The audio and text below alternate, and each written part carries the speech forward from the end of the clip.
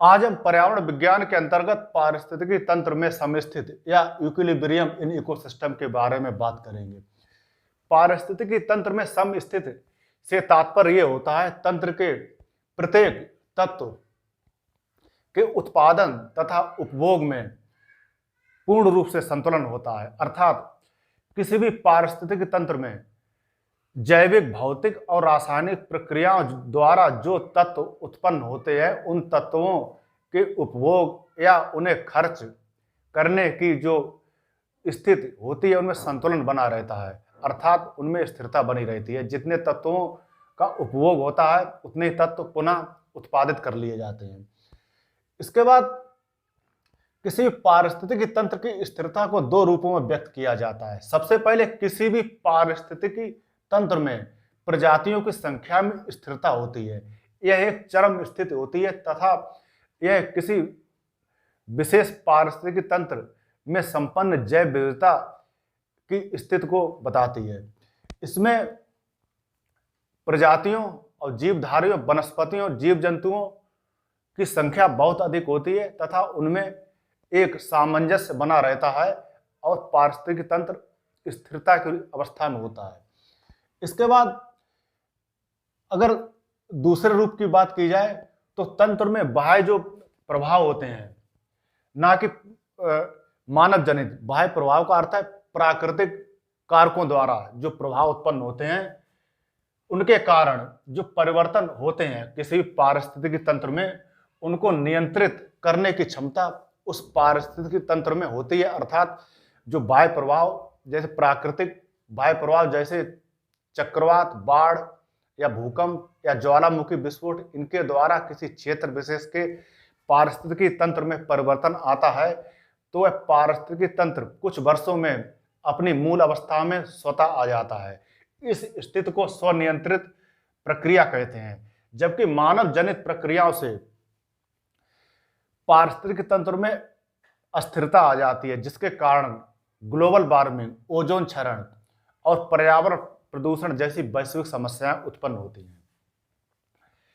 और किसी भी पारिस्थितिकी तंत्र में जो परिवर्तन होता है निम्नलिखित रूपों में होता है। सबसे पहले किसी क्षेत्र की प्राकृतिक वनस्पति या जीवों को पूर्ण रूप से नष्ट करके या प्रतिस्थापन करने से परिवर्तन होता है। उदाहरण के लिए जो सवाना घास क्षेत्र है अफ्रीका में, मध्य अफ्रीका में जो उष्णकटिबंधीय सदाबहार वन है उनके उत्तरी भाग और दक्षिणी भागों में जो सवाना घास क्षेत्र है यह एक उष्णकटिबंधीय घास क्षेत्र है।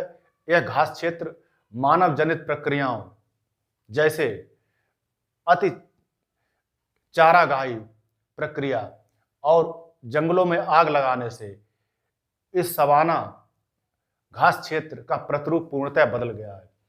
साथ ही साथ जो उष्णकटिबंधीय घास क्षेत्र का एक अन्य क्षेत्र है जैसे पंपास, ब्राजील, इस घास क्षेत्र को व्यापारिक पशुपालन और चारागाह के लिए पूर्णतया परिवर्तित कर दिया गया है। और शीतोष्ण कटिबंधीय घास क्षेत्रों की बात की जाए तो पंपास जो घास क्षेत्र अर्जेंटीना में, उसे भी मानव ने गेहूं की खेती के लिए पूर्णतया परिवर्तित कर दिया गया है।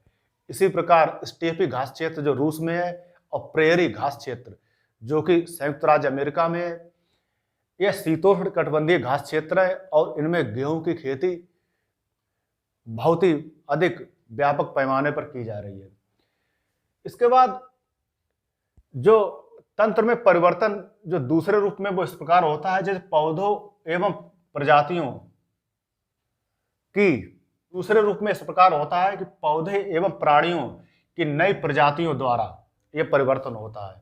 उदाहरण के लिए हाइब्रिड फसलों का प्रयोग 60 के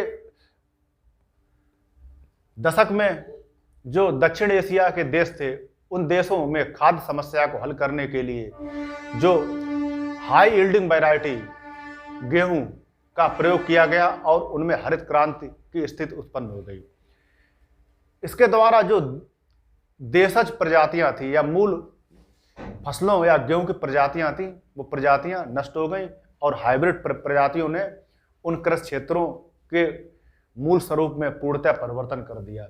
इसके बाद ऑस्ट्रेलियन बबूल और यूकेलिप्टस का भारत में लाया जाना वो इसलिए लाया गया था कि इनकी तीव्र वृद्धि होती है या बढ़वार होती है और यह ईंधन या सामाजिक वानिकी के कारक के रूप में उपयोग किए जाने की बात कही थी, लेकिन यह भी एक प्रकार से पर्यावरणीय आतंकवादी सिद्ध हुए और इनसे पर्यावरणीय हानि बहुत ज्यादा हुई। इसके बाद जलकुंभी में सजावट के तौर पे लाया गया था, लेकिन जलकुंभी ने भारत के जो नम भूमि या आर्द्र भूमियां थी जैसे तालाब झील में, वहां अपनी वृद्धि करके उन जलीय क्षेत्रों में ऑक्सीजन की मात्रा बहुत कम कर दी और एक प्रकार से जलीय पर्यावरण प्रदूषण के रूप में उभर के आए। इसके बाद पर्यावरण के एक या अधिक कारकों में परिवर्तन से होता है, ठीक है। इसके बाद पारिस्थितिक तंत्र में विदेशी या बाह्य तत्वों या शाकनाशी या कीटनाशक के प्रयोग के द्वारा भी पारिस्थितिक तंत्र की समस्थिति परिवर्तन होता है। तो ये तो हुआ पारिस्थितिक तंत्र में समस्थिति की व्याख्या।